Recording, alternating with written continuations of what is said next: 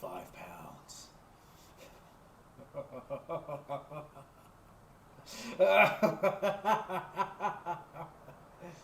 serious though, at 5 pounds. Welcome back to the channel. I'm Big Mike and this is my garage gym. Today we're talking Michael Hearn style, baby. So here's the content, okay? You might have noticed the title says something like failure training, not training to failure. That's because we're not talking about training to failure. We're talking about being a failure. And today, specifically, it's because I still need to acquire a skill in powerlifting that is sometimes termed grinding, right? Because I feel like this day was supposed to be a RP9. And I don't think I misloaded or like overshot the RP. I think it's just the mentality of it all. The ability to push yourself enough to continue the rep, knowing that you're good to go. And yeah, that has a little bit to do with confidence, because I even told my wife right before I took the set that I felt nervous, like there was a pit in my stomach. And I didn't feel like that last week. Maybe it's because I've already done 325 for 3, so 330 I knew was in the bag. But 341, well, that used to be my 1 RM. That was my max. And even recently, at the last meet, I only hit 363. And you guys know, you guys have seen it. There was definitely more in the tank then. And now, here I am in the middle of a strength phase, towards the latter half, of course. And I can't help but debate whether I've actually burnt out or I just didn't do it because I didn't do it. Not because I couldn't, but because mentally I just wasn't prepared. And I want to lean towards the latter because I was already there. I just had to lock it out.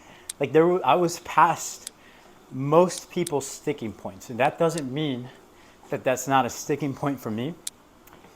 It just means that if I had, I don't know, looked up or pushed a little harder or, pushed my back into the bar, whatever cue it could have been to help me get those extra inches, the ones that matter. It's just a little bit that I had left to complete the rep, and that would have been what I needed. And yeah, I do think the RP would have been higher than what it was supposed to be. Old school powerlifting is all about that. It's all about pushing yourself past those limits, and that's good. But pushing yourself past those limits for the sake of just training, that's kind of crazy. It's needed though. Because if you really want to push the numbers that you want to push, not the numbers that you can push, the ones you want to push, you got to keep pushing. And that's not something that you can really be conservative about at some point. I think when you're a beginner, I'd like to tell my clients, you don't have to do a 1 RM, because if you train enough in the 5 to 10 repetition range, eventually you'll get to that max that you wanted as a 5 rep. And that's safer than it just being 1 rep and completely blowing it. I don't know. Those are my thoughts. Anyway, we tried 341.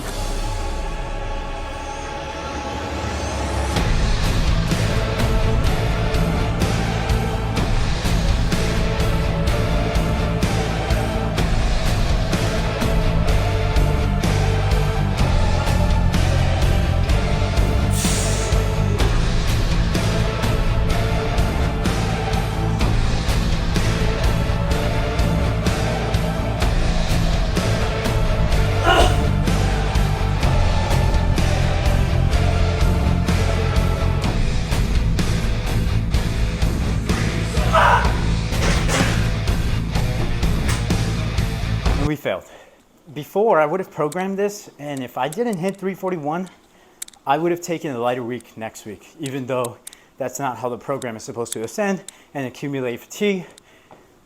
And the deload is kind of programmed for that, and we're too early on to do that. I'm not going to do that. Instead, what I'm going to do is go for 341 or 346 and a half pounds for 3, even though I failed 341 for 3 today. And kind of like just, I wouldn't say fried my CNS, but there was definitely a lag or a fatigue built from that failure, because my subsequent sets at 297 pounds, they were okay, but they weren't anything to like write home about. They weren't like super great. Deficit deadlifts, even though I was supposed to be progressing in load there as well as the accessory to my deadlifts, it just wasn't moving. It was like, whew, we are done. We're toast, and that's it. That being said, I do think that I can hit 341 for 3. I think that's in this mesocycle for sure. And if I don't at least try, then I won't know. And because this is powerlifting, and while volume is important, load is king. So if we just add 5 pounds and we go for the 3, as long as we get 2, that's more than this week. And I'm good with that. But even better would be the 3. And I know I can do it if I have somebody spotting me. And since it's RPE 10, who cares? We're going for it. And that's the game plan. So that's what I really want to talk about. And I want to talk about how, failing and giving up are two separate things. And right now, we're on the giving up side. We don't want to be there. We want to be on the failing side. Because at least if we fail, we know we did our best. And there's no excuses. It's just something to learn from. If we give up, well, how do you know you couldn't have done it? How do you know that you really reached your MRV? And I think I'm still a young enough lifter, training age-wise. I'm getting a little up there. My friends keep making fun of me and saying that I belong in the Masters division. But training-wise, I think we're young enough to where we can push it. And so, I don't know. Definitely, this is something to think about for yourself as far as whether you are pushing hard enough. Science says that most people aren't. They think that they are, but they might not be. Or are you training too hard? What's the sweet spot? How do you know? I think that's what I need a coach for. Because even though I have all the certifications and I have all this anecdotal evidence and I have this training experience with clients within all age ranges, you can't know everything. And sometimes things look different to me than they do to somebody else. And other people have more experience. Other people have more knowledge. And that's something that most people are missing from their training. I know that I'm missing that. And that's why, things will change in the future. But for now, I'm coaching myself. I'm doing the best that I can. And because I have the knowledge that I do, I'm actually a pretty good coach myself. It's just sometimes it's hard to be both. And that's where, you would, as an athlete, want a coach so you can do better, so they can help you do better. Yeah, I don't know. I've rambled on enough. I think there wasn't really a lot to say towards the end there, but I did talk about what I wanted to talk about. I called myself a failure, but next week we won't be. We're going to work to be a success. So until then, leave the video a like, subscribe to the channel if you like this Michael Hearn style of video, and I will see you guys in the next flex.